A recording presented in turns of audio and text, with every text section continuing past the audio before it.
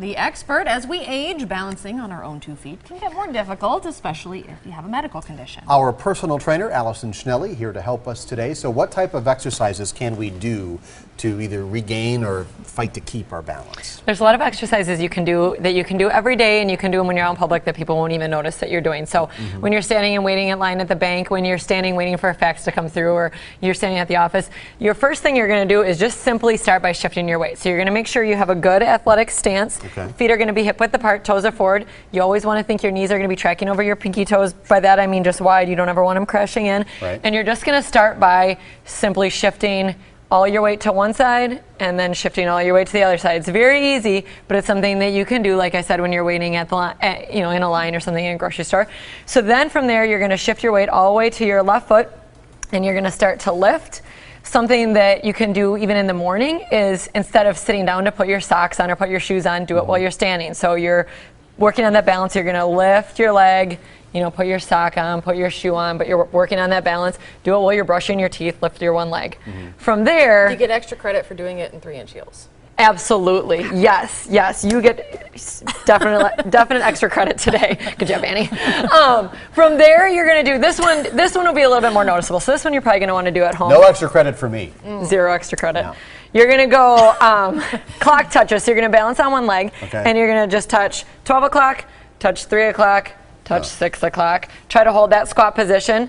From there, make sure your core stays tight. From there, then you can go into a knee high, and then you're going to do a hip hinge. So knee high, and then more like a single leg RDL. So a hip hinge, and then a high knee, and a hip hinge. On this one, you really want to work on core stays tight, body stays in a straight line. Need a spotter for this? I mean, if your balance isn't that good, this one is definitely one you're working up to. If maybe you have a chair at your side, or some kind of wall, or something that you could grab onto. Maybe even put 2 chairs on your side, knee hug, toe touch, but you have those chairs here to help you with your balance. Okay, what's with the apparatus you've got? And then if you have a partner, even if you just have a wall, working on your balance. This is again a little bit more, once you've worked on your balance. You need me to do something? Yes, you're going to balance on one leg. We'll see how good your balance is. Balance on one leg, and we're just going to play catch. So you're going to lightly toss. You're going to want to toss it in different areas, make it a little bit more challenging. Or try not to take out your partner. That's okay, I'll get him back later. I'll get my pain tomorrow. Oh, you wait. And then last but not least, is there's balance discs or foam discs, or even Bosu balls sometimes at the gym.